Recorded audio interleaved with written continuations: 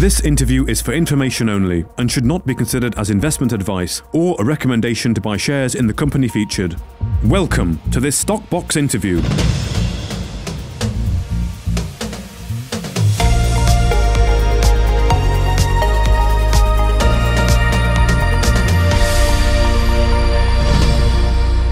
Joining us today is Andrew Bell, of course, the CEO of Red Rock Resources. Andrew, you're in the DRC. You put out a tweet I saw just yesterday saying that you're going to be talking to us, not one to miss. So what can you report? Well, I think it's just really good news that I'm here for the third time in about 3 or 4 weeks, and that I'm beginning to get extremely busy. So I get maybe excited. And maybe when I sent that tweet out, it's because I was excited, because over the next couple of days, we've got meetings with 2 or 3 ministers, and with the president and with the man who has been representing the other side in the arbitration, all lined up, all scheduled. And things never work quite as they're scheduled, but it's looking extremely good in terms of making progress. Really? Okay. Well, yes, of course, you've been out quite a lot recently, and of course, it seems to be sort of always getting a little bit closer. But I mean, is the fact that you're out, as you say, like 3 times in the last sort of 6 weeks or so, I mean, that sounds like things are perhaps starting to move a little bit quicker. Maybe I know it's difficult to get things done, it seems. They are. A great friend and colleague of ours called Big saw me when I arrived, and he looked at me and he says, "You've got bigger." And I said, "You mean I put on weight?" And he said, "Yes." I thought, this is sitting around in hotels too much and in planes too much, so I have to take immediate action on that. But yes, that's a negative of it. The positive is that, well, they say that if you're using a lot of mental energy, you're burning calories. So we're beginning to do that. Okay. Okay. So where are you at with you're meeting the ministers? Have you got an agreement signed yet, or is that still being worked on? Sorry, an agreement, and not agreement signed, an agreement drafted. Yes, agreements drafted. An invitation is drafted. The person who releases that has just been with the president and should be arriving back this morning. We've had the absolute confirmation it's going to be issued. So people have told us they're confident about things before, but this time I think we're possibly really there. Yeah. Right. Okay. Because of course, shareholders who've been following this and your activities in the DRC are often wondering, I think, is this going to be it? Andrew goes out, a fair bit, and things seem to make a little bit of progress, but then things get in the way. I saw 1 or 2 extremely unfair aspersions suggesting that I might have other motives for coming out here. But I can assure people that if I wanted to find a girlfriend, I would not be looking for one here. Yes, I come out here because I have to. Sitting in a hotel room sometimes seems like a prison sentence. In fact, okay. Yeah, and when the traffic is so absolutely awful, it takes hours to get anywhere. Okay. This is not a holiday destination at all. Okay. Maybe one day it will be. There's 17 million people here. You've got a country of 100 million people with 40+% under the age of 10, 60% under the age of 20. The country is bursting at the seams. It needs infrastructure. And of course, it's got education. There's no point educating people and then not having housing and jobs for them at the end of it. That's the worst thing, because then you really do get revolutions and things.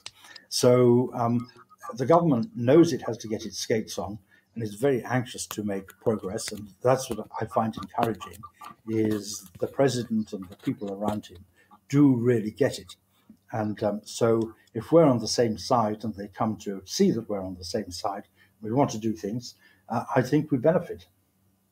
Okay. And are they taking you seriously then? Do you feel you're actually making some progress?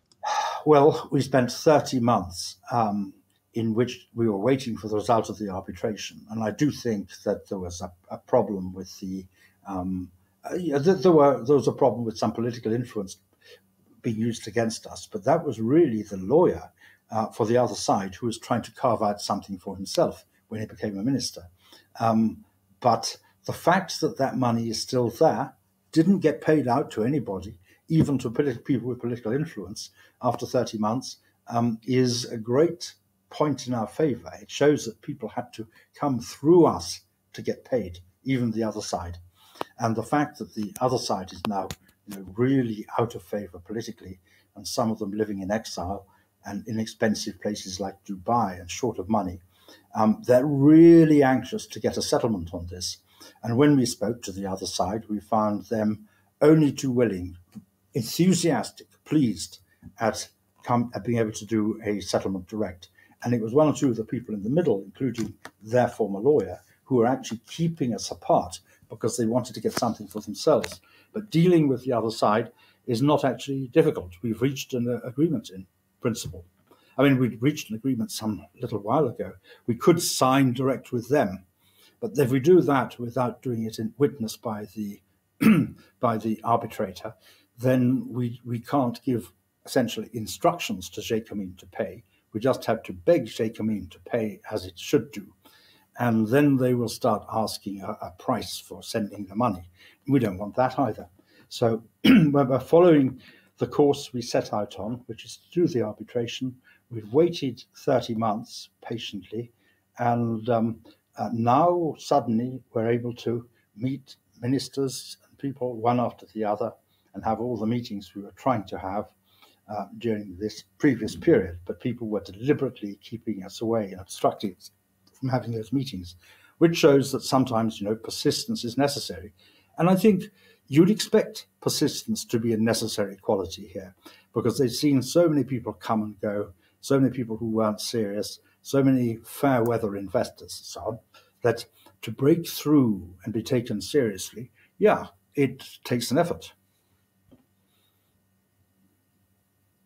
Okay, well, thank you, Andrew. Until next time, we can catch up on how the trip went. But let's move on to Burkina Faso. Equipment has arrived now, so that problem that you had before is now completed. Doing things with us is our employee there now. He arrived there at the end of last week with equipment, and so you say it doesn't take up my time. I think I had 3 or 4 calls with him and 1 or 2 conference calls with the whole group of us yesterday alone. So there is a lot to do, because again, he is having just arrived there. He is going around all the ministries and talking to all the people and the officials, making sure everyone knows us and knows our name, and the things that aren't understood are being understood, and we have a clear pathway. Because remember, there was a new code minier, mining code, introduced in June, July of this year, and it was more or less of a framework. So what you have to put in it is all the implementing regulations, and most of them have not been drafted yet, or are coming out in drips and drabs, so people know what's in the draft, but it hasn't been promulgated. And so seeing everybody is extremely important, because this gives us a guide so that we do everything right from the beginning. And the good thing about Mike Billings is that he's extremely methodical and just works through things one by one and gets there. So he had, a couple of meetings with the technical director of the ministry yesterday, and has got 1 or 2 meetings today. We're dealing with the customs to make sure when other stuff comes in as well, it's all going to be covered and we don't have to pay duties, which we shouldn't have to pay. So all of this, a little bit of paperwork, a little bit of running around, but we're there, we're on the ground, we're solving the problems, and that's a terrific step forward. Okay, good. Well, thank you, Andrew. Until next time, we'll catch up on what this trip has delivered. In Burkina should be moving down onto site on tomorrow, but if the meetings in Ouagadougou take a day or 2 longer, or we have some logistical issues, it can take a day or 2 longer, but it's going to happen this week, and I'm very happy with progress. Good. Well, thank you, Andrew Bell. Until next time, and we'll see where you are at. Thank you. If you enjoyed this interview, then give us a thumbs up, a like or a retweet.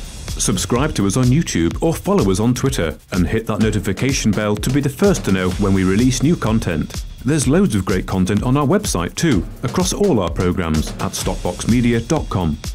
Thank you for watching.